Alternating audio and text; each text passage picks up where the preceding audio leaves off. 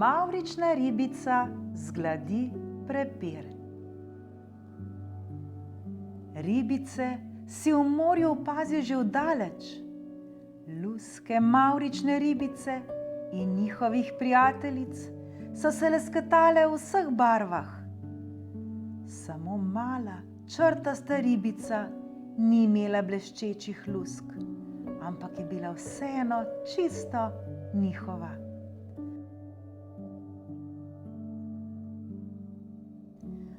Vse skupaj so se vesele podile po širnem morju.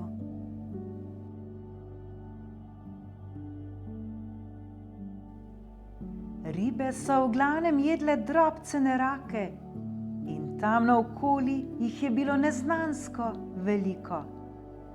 Mavrična ribica je samo odprla gobček, zaplavala skozi vodo in ko je bil gobček poln, je v lov enostavno pogoltnila. To je bila prava ribja Indija Koromandija.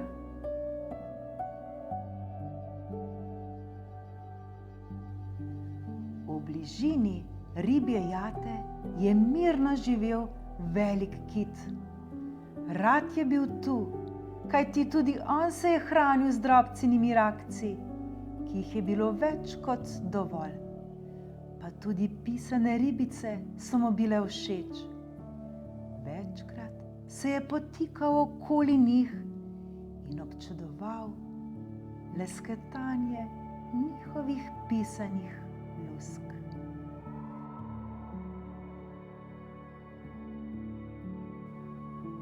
Nekega dne pa je ribana zobčanka opazila, kako si jih kit ogleduje.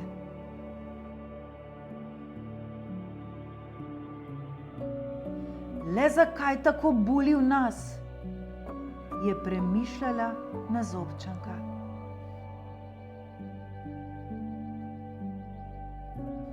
Slabe volje je odplavala k drugim ribam in jih opozorila na kita. Samo poglejte, kako strmi v nas. Kdo ve, kaj mu brodi po glavi?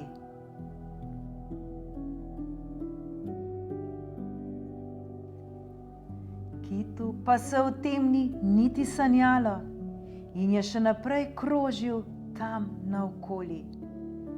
Ribice pa so ga od zdaj naprej vedno bolj nezaupljivo gledale. Samo poglejte, kako velik gobec ima, je rekla ena. Vse rake nam bo pojedel, je rekla druga. Tudi mavrično ribico je zaskrbelo. Tako velikanska žival gotovo poje neznansko veliko rakcev.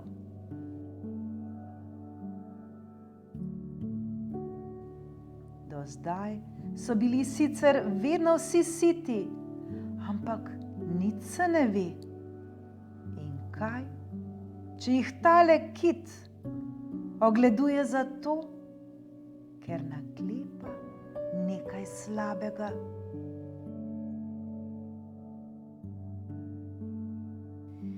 Nekega dne pa je kit izvedel, kaj v ribji jati govorijo o njem. Najprej je bil razočaran, potem pa ga je zgrabila jeza. Jim bom že pokazal, si je mislil, bodo že videle.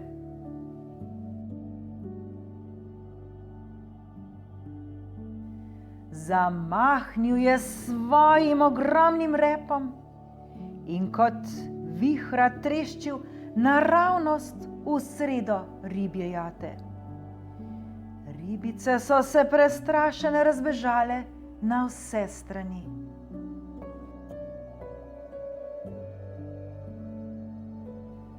Preplašene ribice so se skrivale med skalami, kit pa ni odnehal.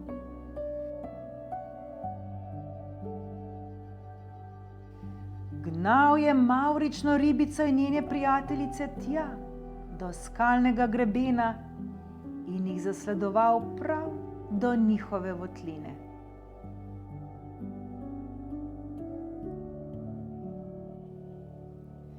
Končno je tudi zadnja ribica smuknila v rešilno razpoko. Kit pa je še kar plaval pred votlino, sem in tja in grdo gledal. No, kaj vam nisem povedala, je rekla Nazobčanka. Kit je nevaren in paziti se ga moramo.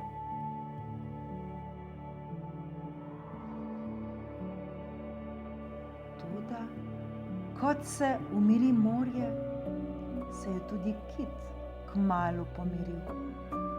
Še enkrat je zaokrožil mimo razpoke, potem pa je izginil za skalnim grebenom.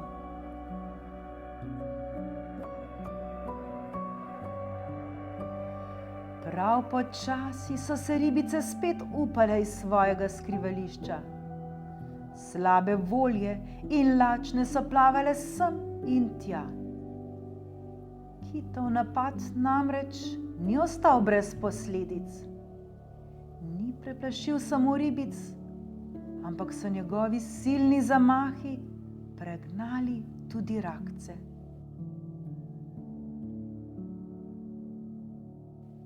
Se spomnite, kako je bilo, preden smo se skregale s Kitom? Je vprašala mavrična ribica.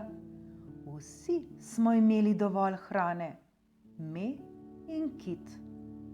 Zdaj pa nimamo ničesar več.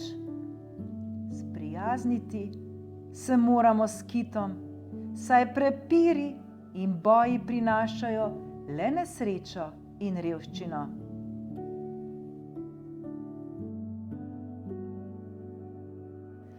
Vse ribice so se bale Kita, zato je mavrična ribica rekla, da bo ona odplavala k Kitu in se pogovorila z njim. Ko je prišla tja, jo je Kit nezaupljivo pogledal. Daj, pogovoriva se, mu je predlagala mavrična ribica. Saj veš, prepir nikomur ne koristi.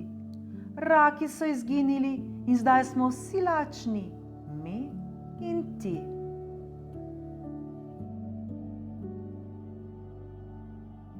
Mavrična ribica in Kit sta se dolgo pogovarjala. Kit je povedal, da je slišal, kaj so ribe govorile o njem. On pa nikoli ni imel slabih namenov. Mavrično ribico je bilo sram. Veš, bale smo se, da nam boš pojedel vso hrano, se je opravičevala. Ampak saj je bilo rakcev toliko, da so ostajali, je odvrnil Kit. Kaj, če bi skupaj poiskali novo lovišče?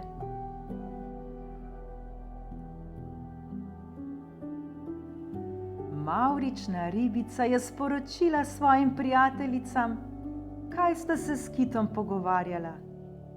In zdaj, kar niso mogle več razumeti, kako je sploh lahko prišlo do tega nesrečnega prepira.